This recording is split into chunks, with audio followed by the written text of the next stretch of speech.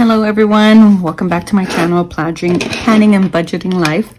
Today I'm going to do a different video as opposed to budgeting. I am going to be talking about teaching. This is my teacher planner. Well, I have three right here. These are for my first year, my second year, and my second year as well, starting my third. I will get into why I have three.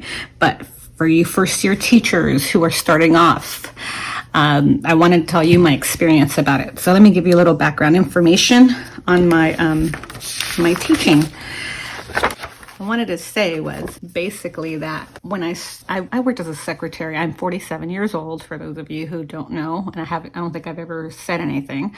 So I'm 47 years old. I started teaching when I was 45. So the reason I started at 45 was prior to that, I was a school secretary where I worked in the educational field. My first job as a secretary was a legal secretary. So I worked as a legal secretary for 3 years, and then I transferred over to a school district in Rosemead. I worked there for 2 years, and in those 2 years I worked at the district office. I ended up in those 2 years I got married and I had a kid, a little girl, my oldest, my 22-year-old. And because I wanted to spend time with her, I love babies, I love kids, I really do. That's why I went into teaching, but I love my babies.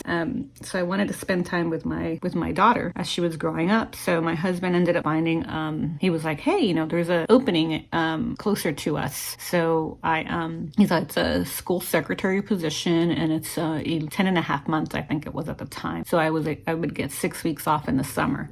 So I was like, ooh, let's see, if I interviewed for it. And at first I didn't get it. And then somebody else had gotten it, but I guess she ended up having some demands for the position that they weren't going to provide. So I lucked out and I ended up getting the position. I was so happy, and quite honestly, it was the best move for me at the time, and even to this day, prior to my teaching. So I was able to spend time with my daughter and raise her, and it was just, oh my god, it was just amazing having the ability. Yes, I didn't get paid for 2 months in the summer, but it was still, it was tough that first year, but after that, it kind of worked out. But I ended up loving it. And then later on, they ended up moving or some secretaries complained about having 6 weeks off and no pay, so they ended up increasing our work year, and we became 11 months. So after that, I decided I made friends at the school where I was working. It was an elementary school. I ended up they were like talking me into going back to school, so I did end up going back to school. And mind you, I was still off and on going to junior college, but I really wanted to speed up the process. And there was a substitute teacher who ended up becoming one of our teachers, and he really pushed me, go to APU. It's Azusa Pacific in California. The Azusa Pacific University, they have a master's credential program. And I was like, okay, well, I don't have all my my GEs, my general ed. So I ended up looking into National University, and that's where I obtained my undergrad in liberal studies, I believe, bachelor's of science in liberal studies, I think. So long ago, I can't remember. I know it's a bachelor's of science in something like that. And after I did that for 2 to 3 years, 2 to 3 years, and then I ended up and in that time I was pregnant with my second daughter, and I was going to school, doing all that, working, pregnant and all that. And then I gave birth to my daughter, and I held off for a while, and then I got pregnant again with my son 2 years later. And in between that, I did suffer what they call a missed abortion. It's a miscarriage. My baby's heart stopped beating my second trimester, so I ended up having basically what they refer to as an abortion. It's not a DNC, it's a DNE, dilation and evacuation. It was very traumatizing, and that was between my second and my third. And then a couple of months later, I had a great doctor, and I guess he had gone through the same thing, him and his wife, and he suggested, try to get pregnant as soon as possible. That way it doesn't affect you as much. And so I did. 2 months later, I got pregnant. My husband and I, we laugh because, I am Mexican. He's like, you're just very fertile. Mexicans are fertile. And while I was pregnant with my son, I decided to go back to school for my master's and my credential in English. So it was a long long way. And then because of the way the economy was at the time, it took me a while to do the student teaching portion because they wouldn't grant me a leave of absence, and there was no way with kids, there's no way I was going to give up my job. So I held off. And then when I found out that my credential or my master's was going to expire and I would need to start over, I asked for the leave of absence. I was granted. I did my student teaching at the school site where I worked as a secretary. And then I finished off the year. I did the first semester as a student teacher. The second semester I went back as a secretary, and I thought, there's no way I'm going to get hired. I applied within my district and maybe a couple of districts outside, but I never really wanted to stay within my district. And so I did stay. I interviewed for a high school position. I didn't get it. And I'm very green. I had no idea, what to say, what to do. I was very honest and said, I have no idea what I'm doing. Maybe I shouldn't have said that, but I did. I wanted to be honest. That, I've always tried to be honest in my interviews. And, I didn't know, I knew 7th grade. That's about it. I didn't know the curriculum that they were using at the high school. I didn't know much about high school kids.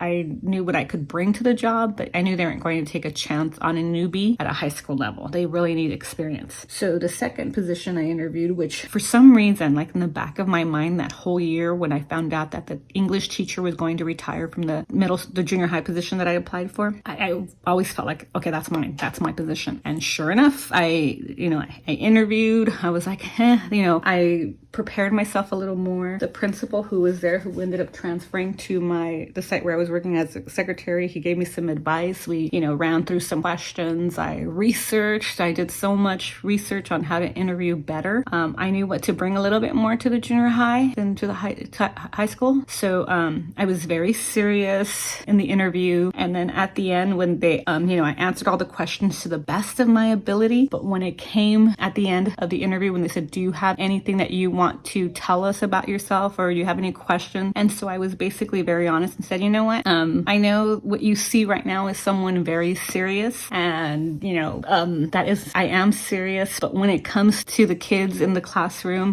I believe in having energy. And then I let myself go at that point, and I was very energetic and, told them what I wanted to bring, and all this energy, and then I got the job. I was shocked. I was like, woohoo, I got the job. And then when I asked one of the people on the panel, what was it about me? Like after I had gotten hired, what was it about me that made you take a chance on me?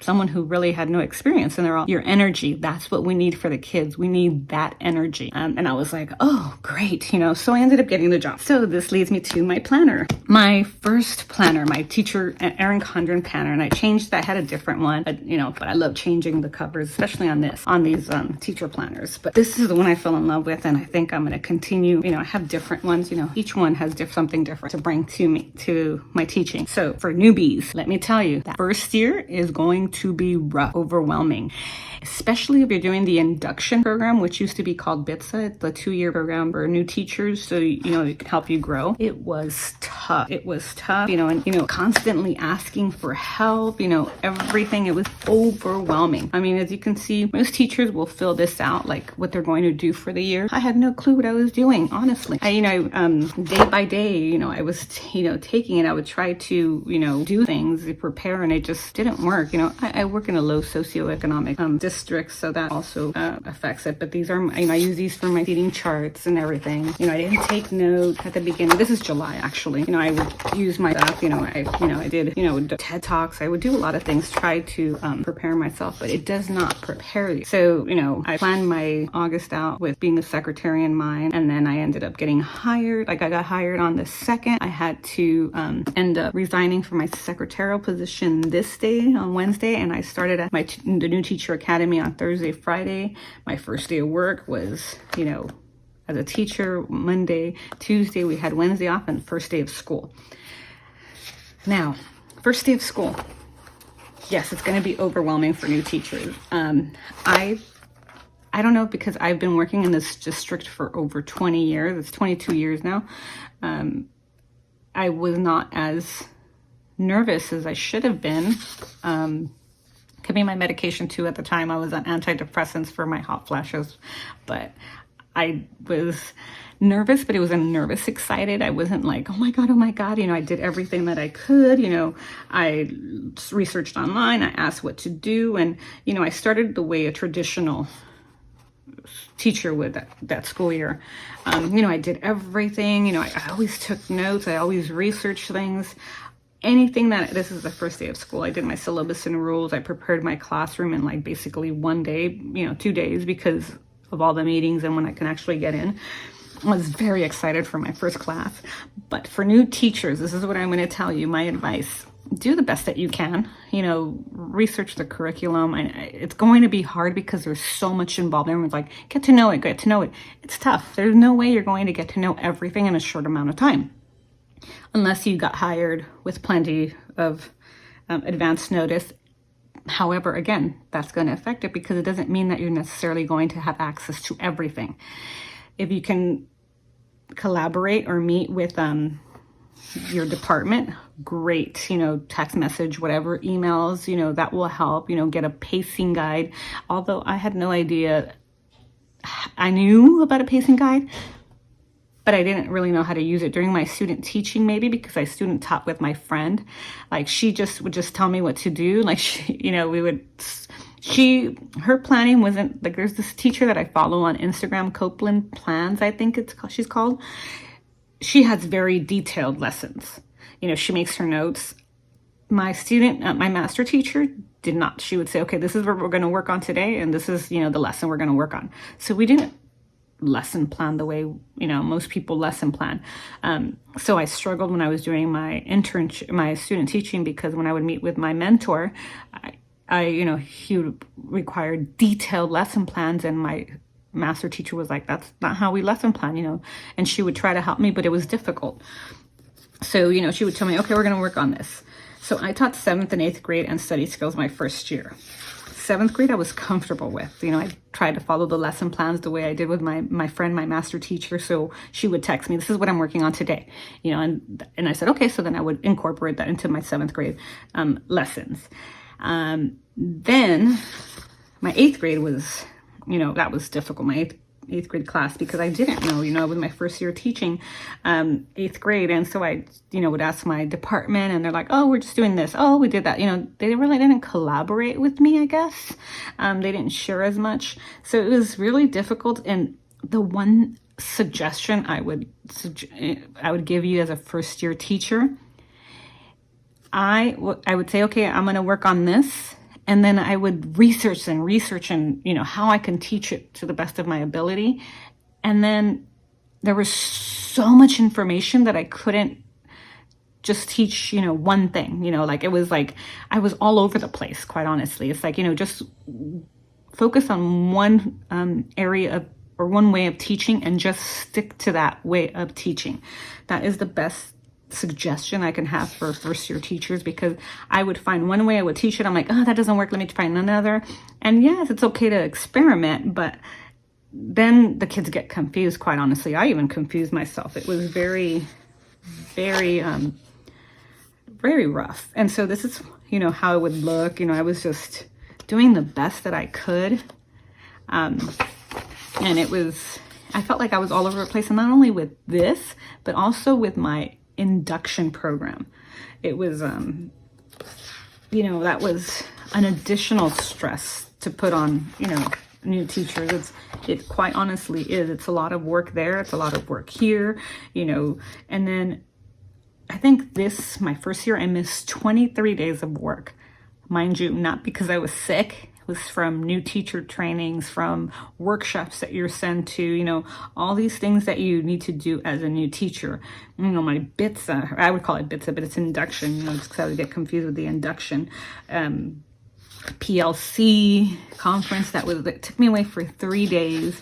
I had to, I would have to be out with BITS, induction program for a day to train, new teacher trainings. So this is what, I would try. The one thing that I did know that I really used, and I recommend 7th grade teachers, maybe 8th grade, the RACE strategy. Look that up. It's in California, especially, restate, answer, cite, and explain. That worked wonders for my kids, and I still continue to use that as a strategy for my students in answering short responses. I would try to do stations, first year teacher, very tough. So, but I would do that with my 7th and 8th grade. This was the year I was learning how to brush letter. It wasn't working very well. now I can do it much better. And the reason I started brush lettering, because I would do work on anchor charts, and they were look so horrible. I'm like, oh no, I need to work on this. So that's why I learned brush lettering. As a secretary, again, I was a secretary, so a lot of my notes were in shorthand because it was easier for me. The one thing that did help, so not only do we need to do a pacing guide for the school year, we would do that, and then we would isolate that into a 15-day unit study within our department by grade level. That, by the time we started doing that, I found that helped so much with my teaching. So I knew, okay, I knew what I was going to teach, but how I was going to teach it, that was a little, more difficult, but I would research, and I don't understand why October was all blank. But, then I would kind of go off and on. So it was difficult. The first year is going to be difficult. The first year you are going to be all over the place. If you guys can do 15-day unit of study with your department, that would be even better. But yes, and then I'm one of those yes people. I will say yes to anything if it's for the benefit of the kids. So I did after school tutoring. I did Saturday school. I did I coached. I did so much at the school, in addition to the teaching, the learning, the schooling, the induction program. So it was overwhelming. It really, really was. I didn't realize how overwhelming it was. And, and to me it was like, no, I'm fine. Like, Erin was like, how are you doing? I'm doing great, and I don't like to complain. I can complain at home. That's, but at work, it was, what do you need me to do? And because I had experience in the office, I would also go in and I would ask, hey, do you guys need any help? Do you guys need help answering the phones? And I had third period prep at the time. So when I would finish my stuff, I would go in there and say, do you guys need anything? And I would help them out. I would answer the phones, I would do paperwork, because I was knowledgeable. I had been doing that job for 20 years in that district. So, it all worked out well. But again, the first year I was all over the place. And I gotta tell you, I was all over the place. It was very difficult. And they did sign me up, or I did, they asked me if I wanted to do this training called Writing from the Beginning and Beyond. That was another training for learning how to write, teaching how to write for students in our grade level. And I thought it was wonderful at the time. It was great. I'm like, the rest of my department didn't like it. Nobody attended from my side except for myself. I loved it. For a first year teacher, it was an excellent way to teach us how to write, or teach us teachers how to write. They use thinking maps for it. Again, it was great. I loved it. I loved the stories. I loved everything from this is my flip through basically. My first year, I have ILPs, individual learning plans. You have to do twice a month. You research what you want to do, do a focus. So it was, it's overwhelming what you do your first year. So don't give up, teachers. First year teachers, it is well worth it.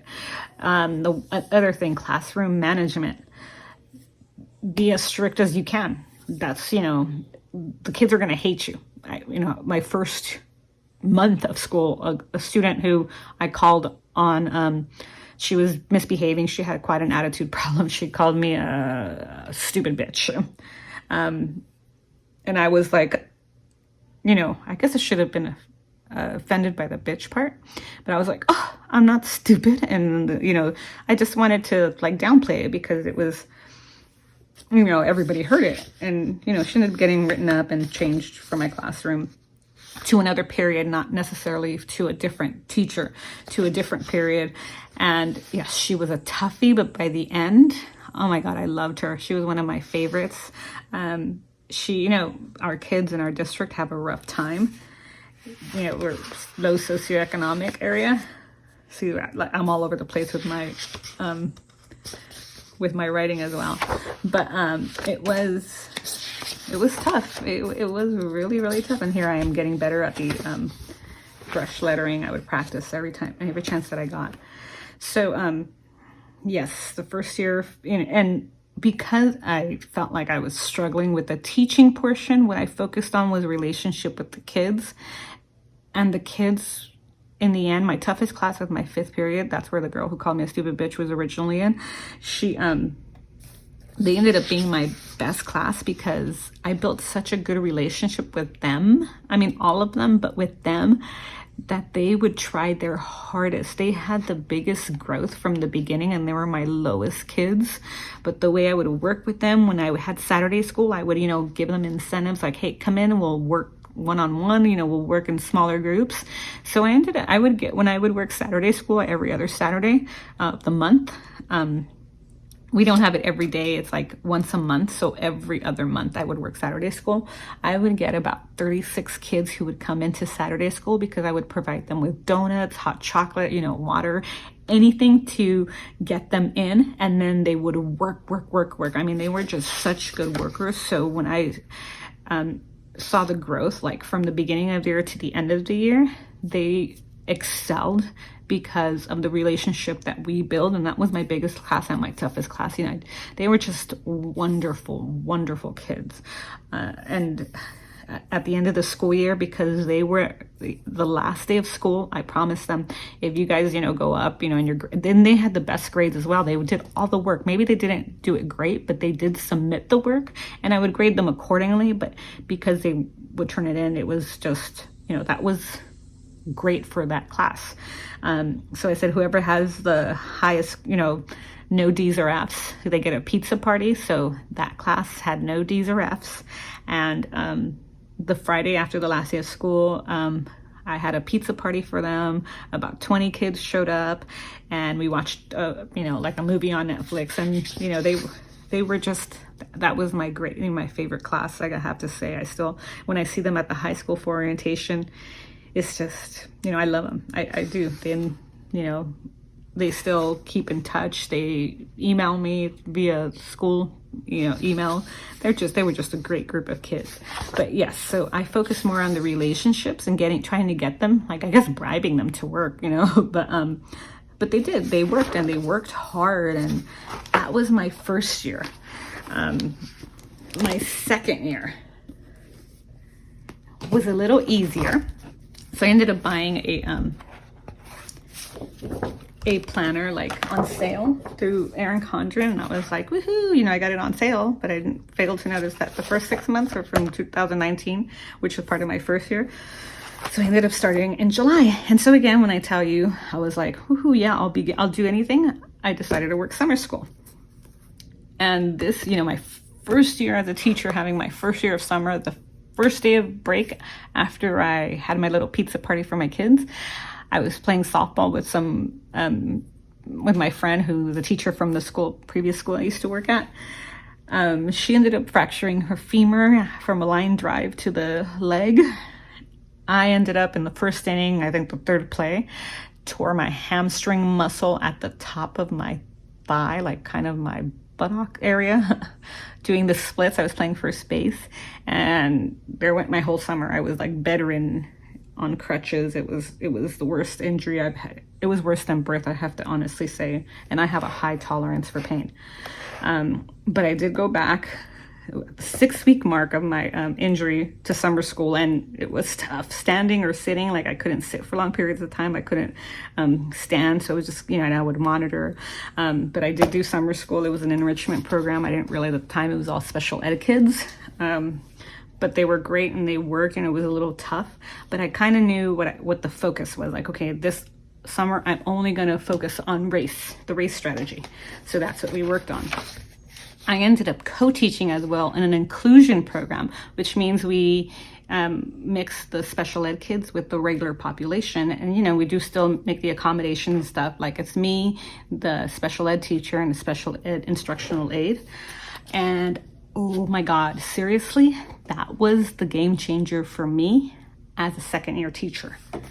It was having an experienced teacher. Yes, she's only been teaching for 5 years in a special ed program, but she brought some knowledge into it that helped me so much grow and learn. And I cannot thank my co-teacher enough for her willingness to work with me. I mean, it wasn't like they asked us, really, they just threw us together. She was co-teaching with somebody else her first year, which was my first year too, and that didn't work out. in the classroom. But they are friends, but in the classroom, it just, the teacher has more experience, obviously, and she's used to working on her own. She says, I don't feel like I need a glorified instructional aid. I don't feel that way about my co-teacher. I think she's amazing. She brings so much knowledge. She's very, and it's so funny because I was saying that in my interview. I have way too much energy. I feel like I suck the energy out of my kids. She's very serious and low key and talks really slow compared to me. And I'm like high energy, I'm greeting the kids at the door. Hey, come on, good morning. Let's go. It's, from early in the morning, my kids are like, oh, it's too early. I'm like, yes, it is.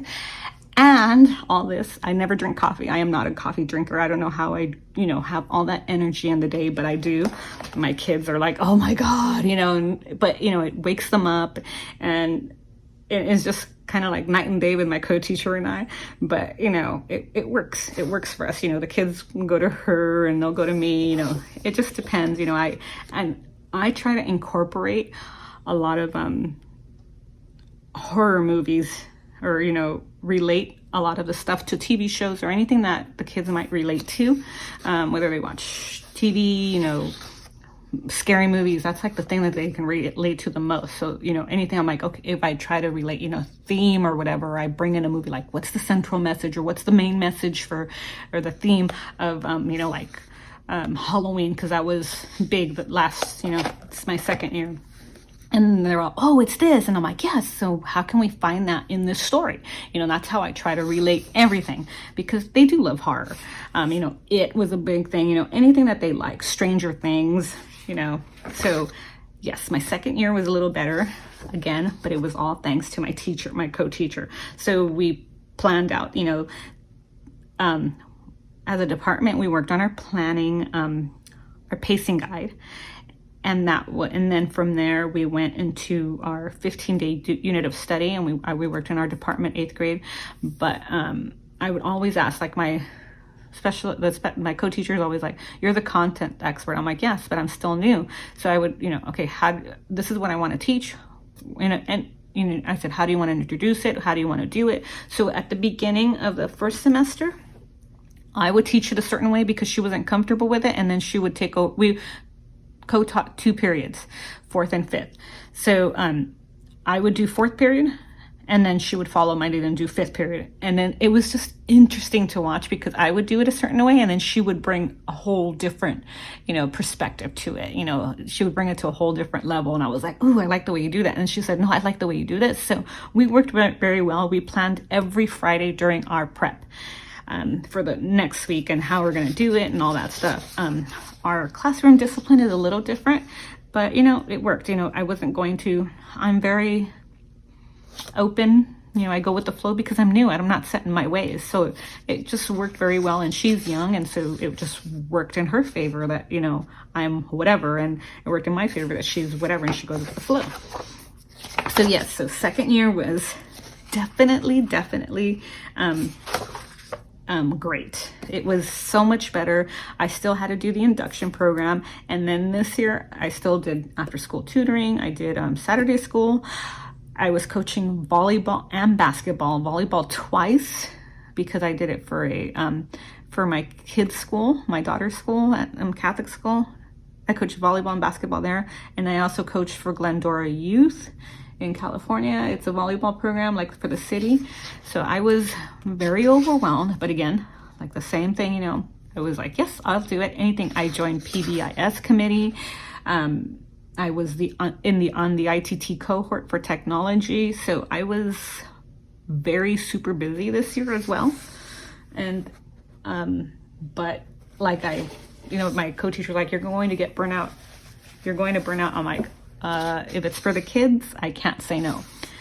And I hope as a new teacher, and I know some of you teachers are like, no, you can't do that. I'm sorry, but it's, my way is, as long as this benefits the students, I will do it. It is a lot of work.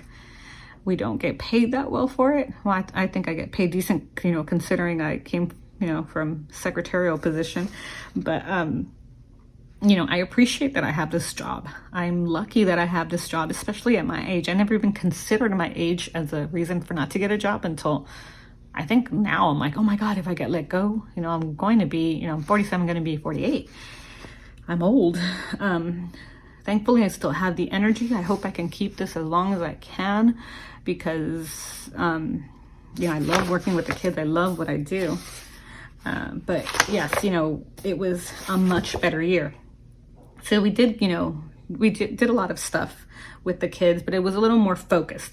So what I did learn from my co-teacher is let's focus on a skill for the week. So this week, okay, we're going to teach central idea and theme. And that's all we worked on for that week. And we worked on strategies every day,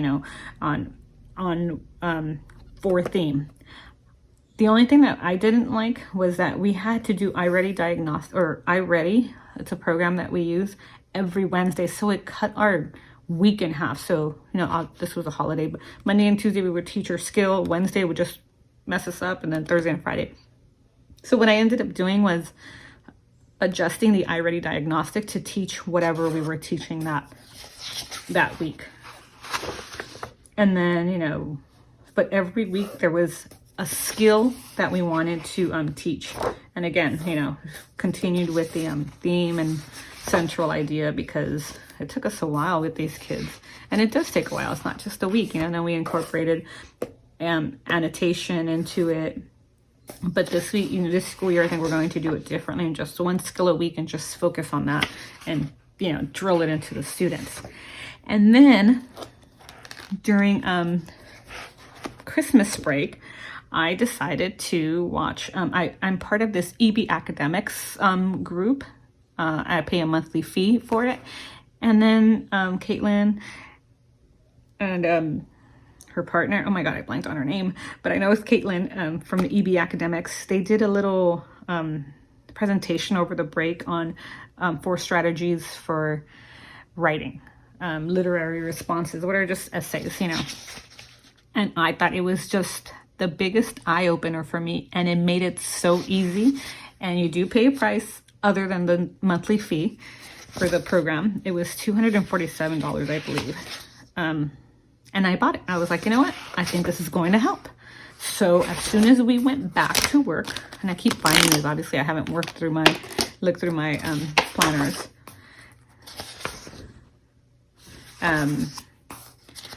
I did once, so that ended my school year for this, the first semester.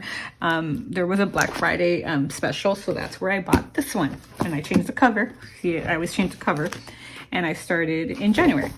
So I did I started incorporating the EB Academics writing program, the Introduction to Evidence-Based Writing. And oh my God, that was such a game changer. New teachers, look into it because this is a game changer for teaching. This helped so much, and that's what we focused on. And then the way the kids just at first were like, writing. And we had already written essays, but I taught the way the writing from the beginning of and beyond, which is very elementary-ish, I want to say. I hate saying it. It is a great way to introduce it to kids. Like I would use it for my study skills program to get them writing. But this, oh my God, this is like takes it to a whole new level, especially it prepares the kids for high school writing.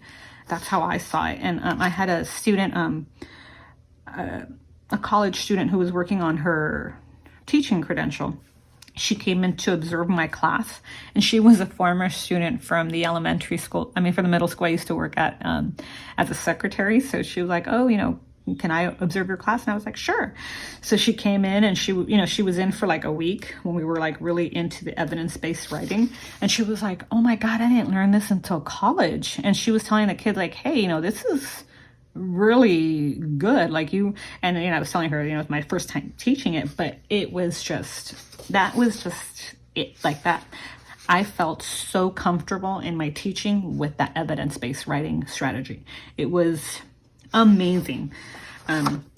So we incorporated it, and this area, like this year I started doing, this for my classes, and then my reflections over here. I didn't always reflect, but I had to because I would get lost sometimes, especially when we were out, because we were out for, my co-teacher was out she was on a textbook adoption committee. She, special ed meetings, we were both on the ITT cohort because we were new to the district as teachers. She had worked as a clerk at the high school where I applied. So, she had experience in the district, but still, as teachers, we were new. She came from a different district. So, it was, I had to take notes because if we were out, I was like, oh my God, what did we work on? So, we were still out a lot, or I was still out a lot, but, it was just completely different. I felt more into it. I felt knowledgeable. And again, it's not only teaching this, evidence-based writing, but again, my co-teacher was just such a godsend, I have to say. But yes, I always, would write where we left off. I would work on study skills, the writing to support them. So I was a little more on it, I felt, this second semester. Not first semester so much, but second semester. And, like here, my week, my co-teacher was out Monday and Tuesday. We were introducing compare and contrast, I believe. Or we were still working on the evidence-based writing, not compare and contrast yet. So she was out these 2 days. She always took Wednesdays off because she only has to be in class 3 days out of the week, but she would make it 4 days out of the week. And her Wednesdays, because we worked on iReady, she would focus on her IEP writing. So I would just, monitor the kids for iReady. And she was out these 2 days. She was out this day working on her IEPs. And then we were both out Thursday and Friday. So all that stuff, was just overwhelming, and it messes up your teaching. So my reflection, this was the one that stuck out. The kids are getting the opening paragraph, which is, I think the opening paragraph is very difficult. So with the evidence-based writing, it was just so smooth, and they were getting it. And I had anchor charts on what they needed to put, sentence starters on the board. I would work with them, and they were understanding. But I am out so much. Darn trainings. This messes up instruction. 2 days of training, kids are losing out. Next year, I will start at the beginning of the year and do spiral teaching throughout the year on the evidence-based writing. That way they constantly always have, and then work around school businesses, which I think are going to be very limited this school year, not only because of the budget, but because coronavirus, and we are not in class anymore. But I should not be out at all for full trainings, but maybe PBIS, because I'm still part of the PBIS committee. And my co-teacher has been on school business a lot as well. She has not been able to incorporate, so we weren't able to work on station rotation, which was one of our goals. Like Monday, we'll focus on this, doing stations. There's like 7 strategies for co-teaching, and we wanted to incorporate as much as we could of those strategies into our teaching. And then February, there was so much going on in February.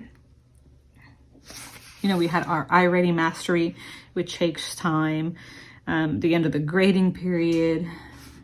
It was just a lot. Word assemblies.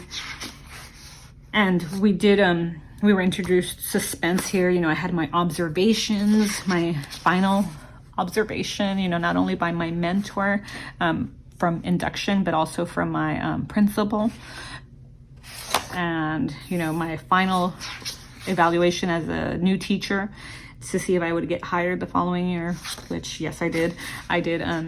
Okay, like for some reason, every time she came in, it was like when we were introducing a new unit. So, and like I said, I'm fast, so if the kids, I know it's one thing I have to work on, and my principal mentioned this. She's like, give them time to respond, and I have to work on that. I really do. That is one thing I know I have to work on, how to introduce the material a little more. And for lesson planning for first year teachers, it's tough. It is tough. I have 55 minutes that I need to plan for, and for my induction, my first year, that was one of my ILPs, my individual learning plan, on how to lesson plan. So every time I would research, I would plan with my, but again, nobody plans the way we are taught to plan in during our credentialing program. And it was difficult. Like, how am I going to introduce it? The introduction, present it. So this year when I would submit my lesson plans, they're like, oh my God, these are very detailed. And that is one thing I want to continue doing, at least once a week, especially when I introduce a new unit, is completing a detailed lesson plan. I don't have one, unfortunately. I wish I would have printed one out, because even my co-teacher, when she would get observed, she's like, let me borrow your lesson plans, your template, because it was so detailed. She's like, I like the way it is. So I use it as a script for myself. So I would have it on a podium or, on my desk, and I would refer to it like, okay, and by last period, I was already on it and, memorized it. But the first couple of periods, and another thing for first year teachers, your first period, if you're teaching the same subject, your first period is going to be your trial period. Then you're going to say, okay, this worked, this didn't work. Okay, next, what can I do? You'll make it throughout the day. You're going to keep making adjustments. And even experienced teachers say that. That was my master teacher when I was student teaching. She said the first period is going to be your trial period, unfortunately. And then you're going to switch it. And then by the end of the day, your lesson's going to be, perfect. So that, yes, unfortunately, yes, that's the way it is. So yeah, but this is just like a little flip through and some experience. And obviously in March, I had 2 weeks of teaching in March. I had an induction meeting. We had a performance task based on which I guess districts call them benchmarks. We call them performance tasks. It's basically a benchmark. We worked for 2 days, the kids worked on an essay, a compare and contrast, I think it was. We did it on Cujo as our sample one, and then they did it on something else. I can't remember what the performance test prompt was. And then we didn't even grade it because we went on COVID. It just, March 13th was the last day. And then we never went back. And so, I did, did a full reflection because I still needed to do my induction program stuff. And then, we met with our person in charge, the lead for the induction program, as to what we were going to do. I still, I was all excited about possible, and then we were extended to 5-5, and then we just never went back. I still had my induction interview, and I did start teaching like the second week after quarantine because I wanted to keep in touch with my kids. So I would do little things here or there, and then we started, April 6th. We introduced it prior to spring break. I think that's when we were told we had to start teaching. We had our spring break, and I did actually relax. I watched the whole Marvel series because I wanted to relax, because I honestly have to say, teaching from home is 10 times harder than teaching from the classroom. At least you can separate the two. Even my kids struggled with school. My son, there was no off time at home. I would work up until 1 a.m, sometimes a little later. I would wake up at 7:45 because I had to get my kids up, for their day. And it was just all day, constantly. And, it was tough, and I researched, I was constantly searching for ways to keep kids engaged, how can I, and there was the 5 E's of lesson planning, activate prior knowledge, engage, explore, explain, elaborate, evaluate. This guy I found on YouTube, I'll leave it in the link if you guys are interested, did an excellent presentation on how to lesson plan, and I tried to incorporate that into my slides for the week, the way I would present my lessons for online. But I was constantly, doing stuff. I really wanted to really make our kids work. We did do, all we worked on was the Diary of Anne Frank. We were supposed to cover at the beginning of the year. We didn't have time, so we decided, let's just work on this. We'll do writing, we'll do reading comprehension. We did all these little activities, and the kids, I would write how many kids would show up. A lot of kids wouldn't show up to the Zoom lessons. A lot of kids weren't actively engaged. But these are my lesson plans for those who say the teachers don't work. These were my lesson plans, constantly, every day. This was like almost towards the end, but I continued. I never stopped. I did as much as I could for them to try to engage them, and I have a lot of parents' cell phone numbers, so they would text me like, hey, can we get help with this? Hey, what's going on? this was basically it. It was tough. This was the hardest thing I've ever done online. I am not looking forward to it at the beginning of the year. If I can teach from the classroom remotely, I would do it. That way I can disconnect once I get home, because this is where I disconnect from. And that's where my kids struggle too in their schooling. You know, they weren't doing their work sometimes because home is their safe place. Home is where they're, you know, where they come to relax and to work. They didn't have that separation, and it affects the kids. It really does. So while I am for going back to work, I know it's controversial. I am for going back to work. I think I was being selfish. Like, you know, we need to go back to class. The kids need to go back to class. And then I started thinking, but wait, the kids, if they get infected, they're going to infect. I mean, I know I'm 47, but I have a decent immune system. I don't get, now that I'm teaching, I don't get sick often. And if I do, you know, I just suck it up and go to work. And that's another thing. We can get sick. The kids go to school. Who are we going to infect from there?